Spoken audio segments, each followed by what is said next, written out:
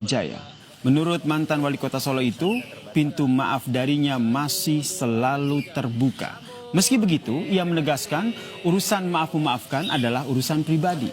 Jokowi menambahkan, proses pengadilan dalam kasus tudingan ijazah palsu akan menjadi forum bagi dirinya untuk tampil dan sekaligus menunjukkan bukti ijazah yang dijadikan hukum objek.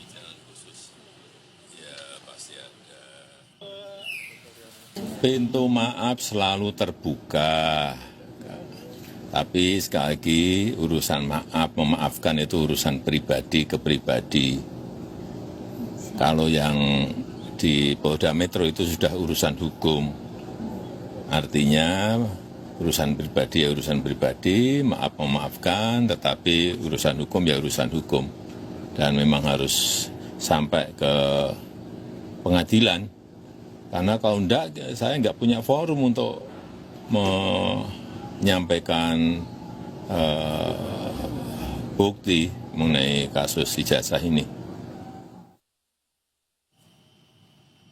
Sementara itu, saudara, dalam program Rosi pada Kamis malam, Roy Suryo mensinyalir Jokowi berupaya menghindari kasus ijazah ini sampai ke pengadilan. Salah satunya dengan mengupayakan agar para tersangka menyetujui penyelesaian perkara ijazah lewat restoratif justice. Selain itu, saudara, Roy menduga SP3 yang diberikan untuk Egy Sujana dan Damai Lubis sebagai upaya Jokowi memecah belah kubu para penuding ijazah palsu. Jika sebelumnya kubu Roy Suryo sangat yakin jika Jokowi berupaya agar kasus ijazah ini tidak sampai ke pengadilan, kini faktanya Jokowi justru mengaku jika forum pengadilan sangat ia nantikan untuk membuktikan keaslian ijazahnya. Kita bahas bersama dengan kuasa hukum Roy Suryo, Bung Ahmad Kozinudin, dan juga Sekjen Projo, Bung Freddy Damanik, yang keduanya sudah hadir di studio Kompas Petang. Selamat sore, Bung. Selamat sore, Bung Freddy. Saya ke Bung Kozin dulu nih. Boleh. Apa yang disampaikan Pak Jokowi ini seakan-akan menjawab keraguan tim Anda yang berkali-kali yakin bahwa Jokowi ternyata takut ke pengadilan. Respon Anda? Saya justru meyakini apa yang kami yakini itu makin menggumpal karena apa yang disampaikan Saudara Joko Widodo itu mengandung kontradiksi. Setidaknya yang pertama, kontradiksi dengan visi politiknya bahwa dia butuh forum pengadilan, sehingga semestinya yang harus dia sampaikan adalah tidak ada maaf dan saya tunggu kalian di pengadilan. Kenapa demikian? Karena setelah dirinya memberikan maaf kepada dua orang DHL dan ES, ternyata follow up tindakan hukumnya adalah restoratif justice, sehingga keduanya di SP3. Barang yang sudah SP3 itu tentu tidak akan mungkin sampai ke pengadilan. Artinya kalau dengan cara yang sama dia kemudian memberikan maaf, terjadi permaafan, lalu semua tersangka akhirnya di SP3, artinya itu kan bertentangan dengan visi untuk membawa forum pengadilan. Artinya sebenarnya Jokowi sedang berusaha untuk menghilangkan forum pengadilan itu dengan memberikan maaf jika nantinya ditindaklanjuti dengan restoratif justice dan pembuktian. Yang kedua ada lagi, kontradisinya adalah dengan pernyataan sejumlah relawannya. Relawannya selalu menyatakan bahwa khusus untuk 3 orang, Roy Idrus Montiva, itu tiada maaf bagi ketiganya karena ketiganya menjadi sarana untuk sampai ke persidangan. Tapi tadi statementnya semua bisa atau berpotensi diberikan maaf walaupun secara hukum itu serahkan kepada penyidik. Artinya kalaupun nanti secara hukum serahkan pada penyidik ketika terjadi permaafan, itu kemudian akhirnya juga restoratif justice semua. SP3 semua berarti tidak ada forum pengadilan. Tapi yang perlu saya tegaskan bahwa tawaran ini sebenarnya tidak relevan. Kenapa? Tawaran memberikan maaf itu jika sebelumnya ada yang minta maaf, dan orang minta maaf itu jika ada keinsafan, ada kesalahan. Klien kami tidak pernah memiliki kesalahan, bahkan merasa benar, berjuang karena sedang mengungkap masalah bangsa, dan yang paling penting tidak pernah ada permintaan maaf dari klien kami kepada Saudara Joko Widodo. Oke, tanggapan dari Bung Freddy. Ya, saya rasa untuk konteks ini bahkan di dalam banyak hal selama beliau memimpin juga Pak Jokowi itu tidak pernah ada kata takut, pernah ada kata gentar. Jadi dan statement beliau itu juga konsisten, ya. Sejak awal dia bilang dia akan tampil, akan hadir di persidangan, akan menunjukkan bukti-buktinya. Kalau maaf itu juga dia konsisten, sejak awal selalu secara pribadi akan selalu memaafkan kalau ada yang minta maaf. Tetapi tetap juga konsisten bahwa memang untuk persis yang dibilang Bung Kozinudin tadi, ya ini kan ada 2 klaster ya. Nah, klaster kedua ini sedang berproses, ya sudah segera nanti akan kami percayakan P21 dan memang tidak akan ada penyelesaian apapun itu secara baik-baik dan kekeluargaan yang akan menyelesaikan untuk restoratif justice untuk Oke, tapi tadi Anda bilang Pak Jokowi berani untuk menyampaikan itu di pengadilan, tapi kalau kita lihat ada beberapa hal yang disampaikan oleh kubu Roy Suryo, terutama Roy Suryo, bahwa kubu mereka beberapa kali sering diteror supaya terima restoratif justice. Apakah ini seakan memang betul ada upaya supaya kasus ini tidak sampai bergulir ke pengadilan? Ya, pertama itu kan kata Roy Suryo. Yang kedua, kalaupun itu Kenapa kalau kata Roy Suryo Anda tidak yakin? Tidak percaya, saya nggak percaya omongan Roy Suryo. Yang kedua, kalaupun itu benar, siapa yang ngomong? Apakah orang-orang yang sering tampil ya dalam hal ini membela Pak Jokowi khusus kasus ijazah palsu ini? Karena kami tahu persis ya, kami ini ya satu suara satu statement bahwa memang tidak ada RJ buat teroris ini, dan itu juga atas tentu arahan dari kami dorong Pak Jokowi dan kami sudah membicarakan itu bahwa memang tidak ada RJ untuk teroris, itu clear. Kalau masalah maaf memaafkan itu urusan pribadi. Ya, kenapa kami relawan ya persis ini kan proses hukum itu ya, ini kan tujuan hukum itu ada 3. Yang pertama keadilan, ini proses hukum ini harus memberikan keadilan bagi Pak Jokowi. Jokowi yang kami anggap dia sebagai korban di sini. Yang kedua, asas kemanfaatan hukum. Ini kemanfaatan hukum publik, ya, masyarakat harus bisa melihat ini proses transparansi ini sehingga ini menjadi pembelajaran bagi publik bahwa tidak setiap orang gampang-gampang menghujat, menghina, memfitnah itu. Yang ketiga, yang terakhir, ini kepastian hukum. Satu-satunya yang bisa memberikan kepastian hukum dalam proses ini adalah pengadilan, dan Pak Jokowi akan hadir di situ. Oke, tadi untuk teroris tidak ya seperti yang disampaikan. Tidak. Tapi kalau untuk teroris tidak nih kata Bung Kozin. Tapi tadi juga disampaikan bahwa sebenarnya Bung Freddy sendiri nggak percaya apa yang disampaikan oleh Roy Suryo. Ya memang itu bukan berasal dari Bung Freddy gitu loh. Itu berasal dari sejumlah orang yang selama ini menjadi bagian pembela Joko Widodo. Saya sendiri dihubungi oleh teman saya dihubungi oleh Farhad Abbas yang menawarkan mengajak saya ke Solo. Tapi saya tegaskan saya jangan ke Solo, ketemu Farhad Abbas saja kalau membahas soal itu. Saya tidak mau. Tapi lagi-lagi sebenarnya kan klaim tentang keadilan, kepastian dan kemanfaatan itu kan klaim sepihak dari kubu Jokowi. Faktanya adalah tidak ada keadilan, justru kezaliman. Contoh, Bambang Tri dan Gus Dur itu divonis 4 tahun dari 6 tahun tanpa ada keadilan, yakni ditunjukkan ijazah asli. Tidak ada. Sebentar, kedua, tadi Anda bilang bahwa Anda diajak oleh Farhad Abbas ke Solo. Ya, ajakannya dari, ya saya tentu menafsirkan ini bagian dari strategi untuk mengajak kami agar berdamai, atau setidaknya kalau saya mengajak klien saya untuk bisa berdamai dengan kubu Jokowi. Itu masih dugaan atau memang sudah ada bukti begitu? Dan arahnya ke sana, karena di beberapa forum juga demikian. Adi Darmawan juga mengajak itu, bahkan Adi Darmawan secara langsung kepada salah satu anggota tim kami begitu, memang tidak melalui kuasa hukumnya dan tidak melalui Jokowi langsung tentu. Kalau itu langsung dan ditolak kan malu. Nah, kalau dari kubu-kubu yang lain kan bisa saja dikatakan itu sebagai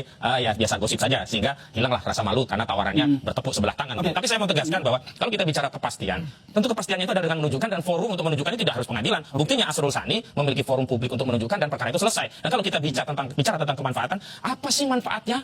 Kasus ini sampai hampir setahun nunggu pengadilan, yang pengadilannya ada kunjung-kunjung datang. Kenapa kalau kita tidak bicara kemaslahatan kemanfaatan itu adalah dengan mengambil ya cara yang lebih teknis dengan menunjukkan di depan publik sebagaimana yang sudah ditempuh oleh Asrul Sani dan telah terbukti itu lebih bermanfaat dan menutup kasus gitu. Nah, jadi kami makin meyakini bahwa kenapa tidak diadopsi cara Asrul Sani? Ya memang karena ijazah itu bermasalah. Semakin ditunjukkan pada publik, maka akan semakin terbongkar masalah dari ijazah tersebut. Gitu.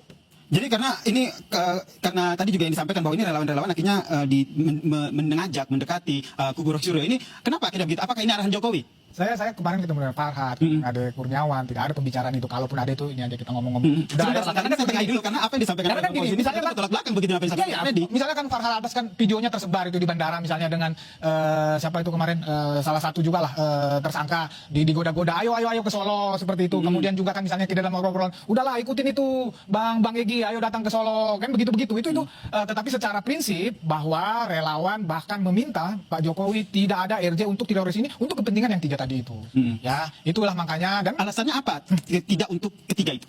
Gini loh, misalnya kami atas nama relawan, contoh ini kemarin ada relawan yang menunjukkan saya itu bela Pak Jokowi sejak tahun 2014 itu tanpa pamrih, ini bukti transfer saya pribadi, sehingga kalau Pak Jokowi dituduh difitnah saya merasa dirugikan. Oleh karena itulah kami membela Pak Jokowi di dalam kasus ijazah ini, karena kami percaya ya 1.000 triliun lebih 100 bahwa ijazah Pak Jokowi itu asli gitu loh, sehingga kami die hard membela Pak Jokowi bukan hanya dalam hal ini gitu. Banyak sekali presentasinya ini. Iya, sisi lain Bang Kozin juga bilang bahwa ijazah Pak Jokowi ini sebenarnya kan sederhana saja. Palsu. Sebenarnya sederhana saja. Semestinya Joko Widodo jujur saja. Dia banyak masalah sehingga ingin mengakhiri masalah ini. Kalau dia ingin, ya misalnya diseret dalam kasus haji, dan haji itu kan masalah, belum kasus-kasus korupsi yang lain banyak yang menunjuk Joko Widodo. Nah, artinya kalau memang sudah capek ya, kan dia yang bikin masalah, bikin laporan. Ya dia bisa bikin cabut selesai dari aduan. Tetapi sekali lagi memang dia ingin mencabut itu dengan legitimasi bahwa ijazahnya tadi menjadi asli saat dicabut. Jadi apa? Adanya perdamaian. Dia butuh legitimasi perdamaian. Seolah ketika berdamai ada yang minta maaf, ketika minta maaf seolah ada pengakuan bahwa ijazah tersebut asli. Nah, itu yang dia ingin dilegitimasi ijazah tersebut dengan permaafan dan perdamaian tadi, bukan oleh putusan pengadilan. Karena dia juga tahu kalau sampai putusan pengadilan akan banyak yang dikorbankan. Saya juga UGM pasti akan dikorbankan karena nanti akan dikuliti di forum tersebut begitu. Kemudian saya juga tertarik apa yang disampaikan oleh Bung Roy Suryo begitu, mengatakan bahwa ada upaya paksa orang tidak dikenal agar mereka menerima restoratif justice. Ya banyak, karena begini ya. Seolah-olah kalau restoratif justice itu mereka akan lepas dari ancaman pidana, ancaman penjara. Padahal memang tidak ada ancaman penjara. Pertama, RRK ya, Kurnia ya, yang Rizal Fadilah, Rustam Effendi dan Kurnia. Itu nggak ada risiko penjara. Kenapa? Dengan KUHP yang baru, ancaman pidana 160 KUHP 28 ayat 2 Undang-Undang itu sudah di bawah 5 tahun dengan konversi KUHP yang baru. Artinya apa? Mereka bisa tarung ke pengadilan sampai inkrah tanpa ada resiko di penjara. Kenapa? Karena tidak ada kewenangan penyidik untuk menahan. Nah, memang akhirnya mereka ingin memecah belah dengan apa? Seolah-olah yang RRK ini bisa dikeluarkan, ditinggalkan RRT Roy Rismontiva, dan mereka mau berkonsentrasi di situ. Dan saya tegaskan bahwa RRK dan RRT itu bersatu. Mereka tidak akan meninggalkan dengan cara misalkan seperti kemarin Egy Sujana, Damai Hari Lubis. Itu kan pengkhianat bagi kami. Jadi tim Anda tetap kekeh ya bahwa ada orang tidak dikenal, ada teror, ada ajakan untuk restoratif. Dan ada yang dikenal, bahkan ada yang dikenal. Meskipun dari Bang Freddy bilang bahwa itu bukan ulah dari teman-teman. Ya memang nggak mungkin lah, ada yang di panggung depan, ada yang di panggung belakang, itu biasa. Gimana Bung Freddy? Ya, saya nggak tahu kalau memang kawan-kawan itu seperti itu. Tapi kemarin saya ketemu sama orang-orang itu, kita satu suara bahwa tidak ada restoratif justice, tidak ada perdamaian untuk teroris ini. Ini memang harus sampai ke pengadilan. Kalau memang sampai ke pengadilan, memang kalau Pak Jokowi sendiri ingin sampai ke pengadilan menjadi forum untuk membuktikan dan ijazahnya. Lalu kenapa pada saat pengadilan di persidangan Citizen Lawsuit di Solo kemarin Pak Jokowi tidak hadir? Loh, itu kan forum yang berbeda. Beliau di situ ya melalui CLS yang sebelumnya meskipun 3 kali pemanggilan ini ya. Bukan, itu kan pihak beda. Kemudian tidak ada Pak Jokowi gitu di situ dipanggil sebagai saksi. Tidak ada seperti itu. Itu gugatan perdata. Ya, lawyernya memang bisa membuktikan melalui misalnya bawa barang bukti. Tetapi barang bukti itu sedang disita di pengadilan. Kan begitu. Artinya secara strategi hukum kalau memang lawyernya itu bisa aja itu kerugian buat dia. Tetapi memang barang bukti itu ijazahnya dan lain-lain itu kan berada di apa namanya di Polda, di penyidikan. Sama juga misalnya dengan waktu proses sidang KIP. Kan sama prosesnya itu barang di Polda Metro Jaya, barang bukti itu. Nah, tetapi kalau proses pidana ini Pak Jokowi itu sebagai pelapor, sebagai korban memang akan diperiksa. Oke. Nah, seiring nanti dia diperiksa, maka nanti jaksa yang sebagai pihak mewakili negara, mewakili Pak Jokowi akan membuktikan itu nanti di depan persidangan. Nanti Pak Jokowi akan ditanya, benar ini dia janda terus dan seterusnya dan seterusnya. Oke. Nah, itulah forum yang tepat memang. Jadi pengadilan akan menjadi forum untuk Jokowi buka-bukan soal ijazah.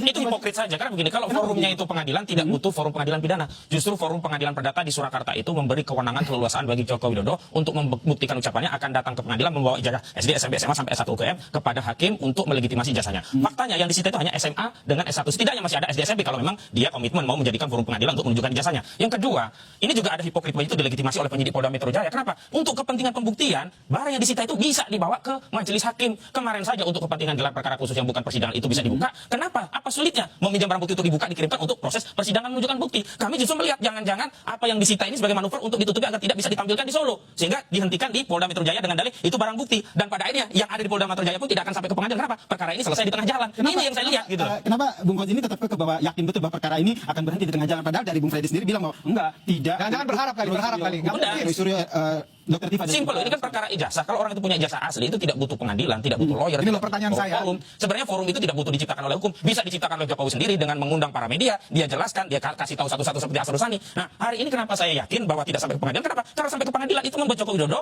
ya ketahuan masalah yang sejatinya sebelumnya sudah diketahui oleh klien kami, baru dibuktikan di pengadilan. Pertanyaan saya, tidak sampai ke pengadilan, terus penyelesaiannya mekanismenya apa?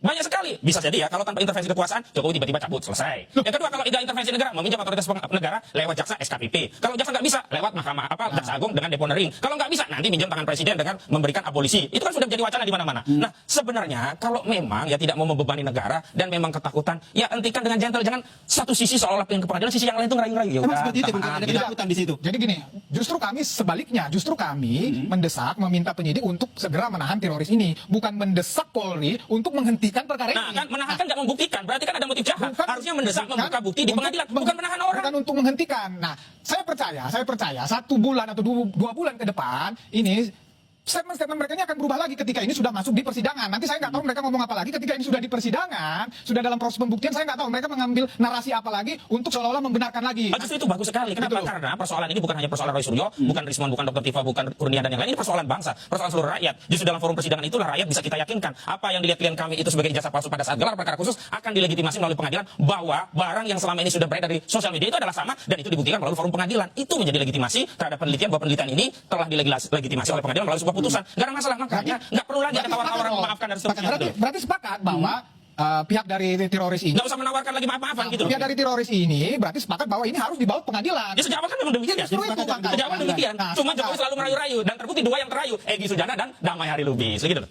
Betul, terayu. Tidak pernah ada Jokowi merayu-rayu, tanya aja tuh Egy Memang sama Jokowi tidak, tetapi relawannya melalui relawan Joko Widodo yang mendatangi Bogor, Egy Sujana baru dibawa ke Solo, begitu loh. Begitu, Bang. Tidak pernah ada. Kemarin kami ketemu bahwa Bukan beliau yang melakukan itu, Rejo Rahmat, kami Sekjen ketemu. Rejo datang ke Bogor, ngomong sama Egy Sujana, di follow up kedatangan mereka ke Solo, diceritakan kronologisnya. ditawarin sama Farhad, begitu? Ya, Farhad ke saya lewat Yasin teman saya. Nah, begitu kita tolak, katanya, itu mah gimmick-gimmick saja. Saya, iya, karena sudah ditolak. Coba kalau di follow up, tadi itu barang. Oke.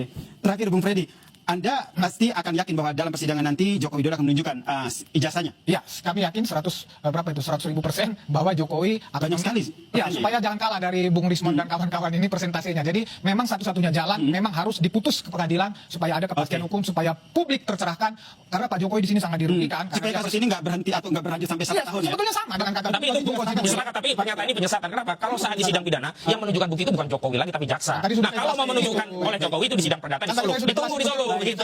Oke, Bang Freddy, oke Bang Ya, Presiden, yang sama-sama. jelas apa yang disampaikan oleh Joko Widodo menyatakan bahwa pada saat persidangan ia akan menyampaikan ijazah aslinya. Itu yang kita nantikan bersama. Iya, dan di Solo ada forumnya, kita tunggu. Ya. Kita sepakat di situ. Ya, Oke, oke, kita sepakat di situ. Terima kasih Bung Freddy Damanik, Sekjen Projo, dan juga Ahmad Fauzi Nurdin, Ya, sama-sama. pengacara Roy Suryo telah bergabung bersama kami di Kompas Petang.